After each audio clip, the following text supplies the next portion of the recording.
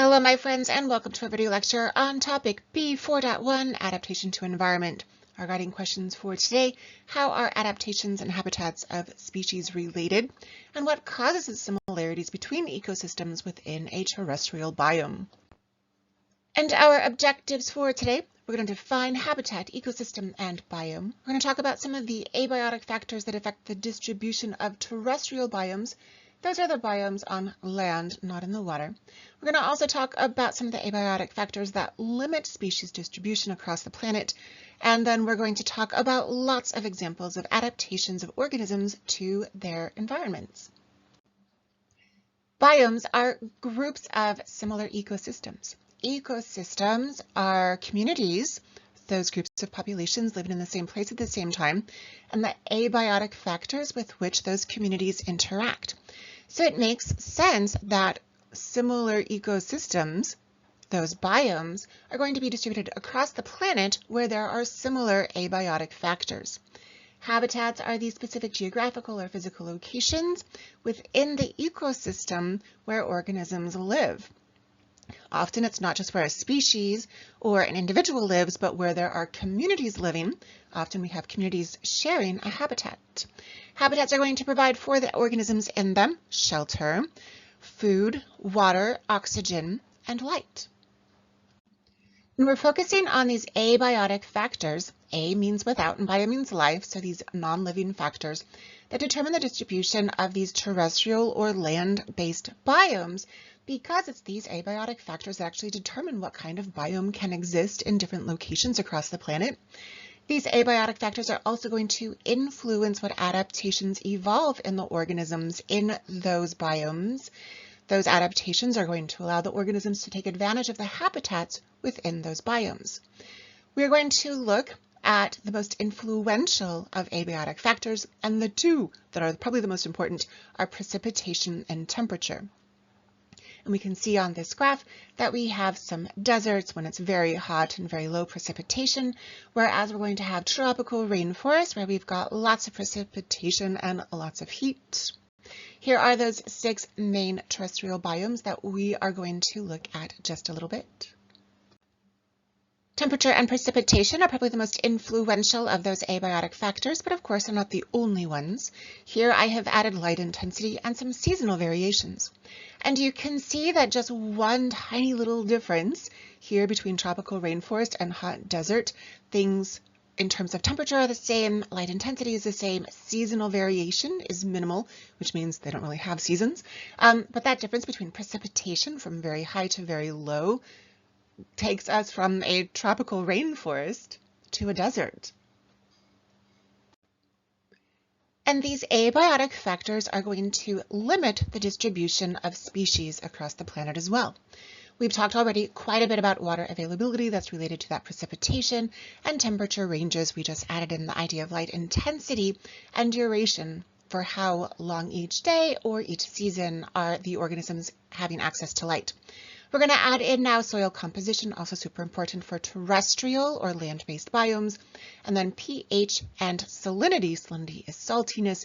These are super important for our aquatic biomes. Each of these aquatic factors we can graph along this environmental gradient. So we can talk about temperature from low to high. We can talk about pH. We can talk about whatever. There's going to be some optimum tolerance range where we're going to find the most numbers of organisms, because that's the best place for that abiotic factor. It's the most supportive of life. We find far fewer organisms in those stress zones because it's just not as easy to live in. And then in our zones of intolerance, literally intolerable, we're not going to find any organisms.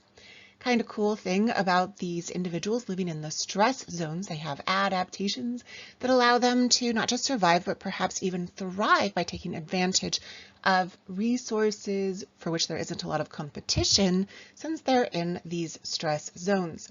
Some examples: polar bears are going to live where the air temperatures are quite a bit lower than what is optimum. And then we have our super cool thermophilic bacteria that live where it's quite hot. Remember when we talked about DNA polymerase, this idea of Taq polymerase that we use in PCR, polymerase chain reaction, this comes from the bacteria Thermus aquaticus, which lives in hot water, which is why we can use its polymerase in hot water in our thermal cycling for PCR. We're going to look at lots and lots of examples of habitats and the abiotic factors that organisms have had to adapt to. Our first example is the sea oat plant, which lives on sand dunes, which you can guess, it's probably pretty sandy. Cool thing about the sea oats, they have evolved to become quite drought resistant. They do that by having large, dense, and shallow root systems. That shallow and large root system allows them to absorb lots of water very effectively while it's raining, since the sand is not very good at holding on to water the way that like clay soil might. Another benefit of this large, dense, shallow root system is that it is going to hold the sand in place, that there's less erosion, which also means that the plant itself is not going to blow away. You can see here this ridge where the grass is rooted, and these ridges are coming from the root holding the sand in place. That sand is not getting blown away the way that it is perhaps over here where there isn't any grass. Another cool thing, these plants have very narrow leaves. That's going to prevent some water loss. They can tolerate sea spray, which has salt in them. And then they also have these super cool nodes and rhizomes near the base. What these guys do, because they're just above the surface of the sand, when they do get covered by sand because of tides or wind, they are going to actually stimulate growth of shoots just above the sand. This is asexual reproduction, is going to allow the plant to survive even as the sand is getting deeper. There is also a sexual reproduction cycle, kind of like seeds of an oat plant, which is why we call it the sea oat. Another interesting organism that is adapted to a stress zone is the mangrove tree. Mangrove trees live in saltwater tidal zones where the salinity or the saltiness is a little bit higher than ideal. These guys, these mangrove trees, have both above and below water roots. The above water roots, here we can see them, absorb water and air. They have pores similar to stomata. The pores in the roots, though, are called lenticels, and they don't allow for the diffusion of water vapor out of them. Instead, they allow for the diffusion of oxygen gas in. And that oxygen gas is used to oxygenate the below water roots. And the below water roots are really good at filtering out salt because, of course, we don't want too much salt in the plant. That will make it hypertonic, and this is problematic. Kind of cool thing about the root systems of the mangrove trees, these root systems, you can see them here, also here along the edge of this lake. They're going to provide shelter for lots of marine animals. And I'm going to take a tiny little tangent and tell you about these 3 photos. I took these when I was in Thailand in the summer of 2024. So here we're walking along this path out to the dock on this lake. We were in Songkhla in southern Thailand. These mangrove trees are the breeding grounds of these cutie patootie little baby crabs. And so we went out in the boat. Here's the edge of the boat that I was in. And we had some crabs in buckets, these baby crabs. And we released them along the edge of the mangrove so that those crabs could grow up to be a little bit bigger and then hopefully make some babies so that the population of the crab in the lake here in Songkhla could remain high. One more super cool thing about mangrove trees, their seeds will actually start to germinate before they fall from the parent tree. Here you can see this fruit, the seed of the mangrove, and it's got this super cool propagule, and it's basically the germination of the seed even though it's still attached to the parent plant. Let me get rid of my scribble so that you can see it. This allows it to kind of set up a little bit of a stabilizing structure so that when it does fall from the parent plant, it doesn't sink too far into the water or float too far away from the tidal zone. Perhaps one of the most beautiful of ecosystems on planet Earth are the coral reefs. They have this very specific set of abiotic factors needed in order to form. water depth needs to be less than 50 meters, and the water has to have high clarity. That means it's not very cloudy, or we like to use the word turbidity to describe cloudiness. Why do we need that clarity and shallow water? It's because we need sunlight to be able to penetrate to the surface of the coral. Why does the coral need sunlight? Remember that coral has a symbiotic relationship with the photosynthetic bacteria, zooxanthella. Without sufficient sunlight, we don't have healthy zooxanthella, which means we don't have healthy coral. We also need to keep a pH above 7.8, also for the health of those zooxanthella. Salinity or saltiness needs to be between 32 and 42 parts per thousand. Temperature needs to stay in a range of 23 to 29 degrees Celsius.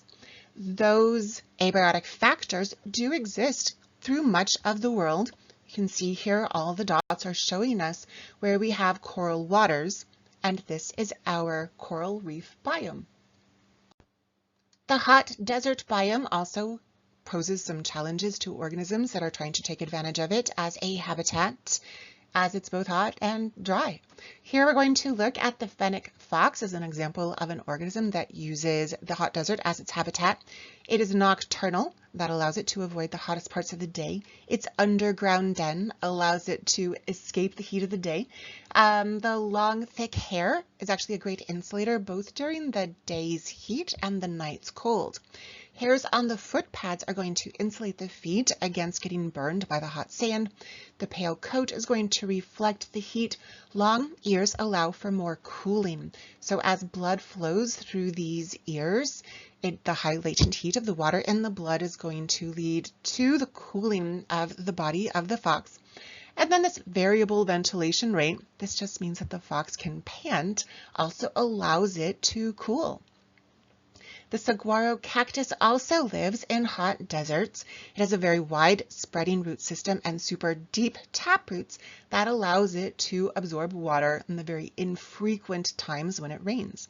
It has super fat stems that allow it to store water, and those stems are pleated. When it does rain, the pleats can pop out to hold on to all the extra water.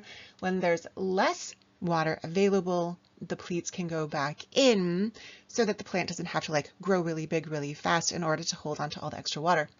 It's got vertical orientation of stems. That's going to prevent exposure from the most intense of the sunlight.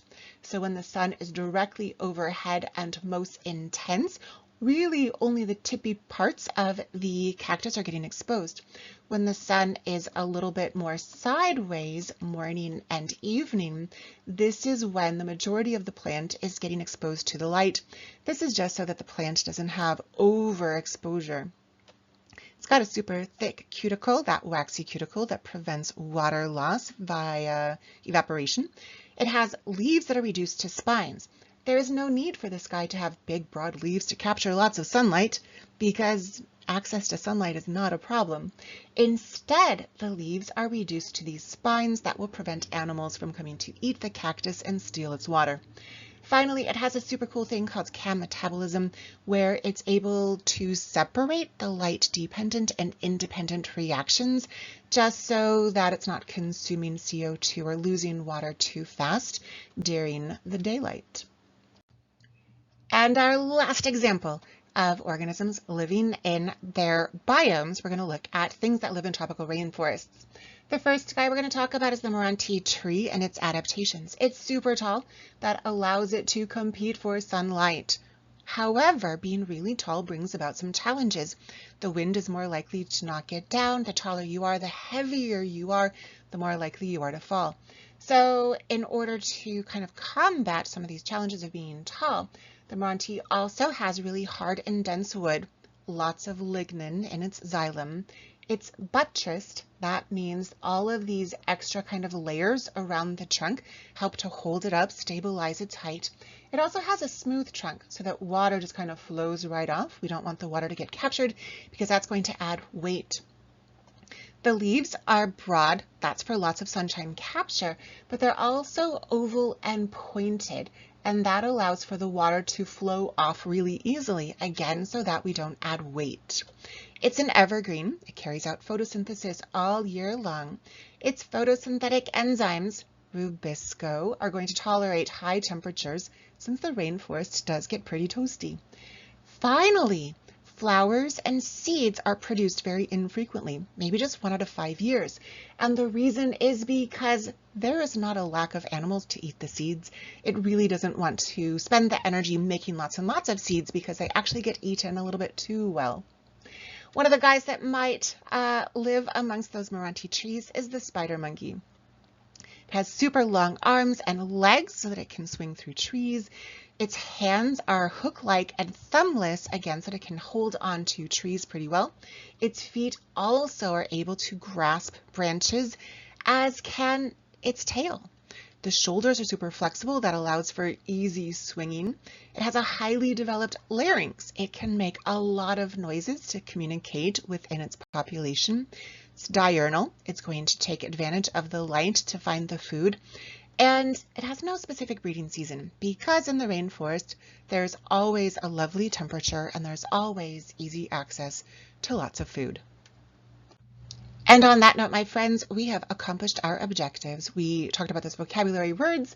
We talked about the abiotic factors that affect especially the distribution of terrestrial biomes.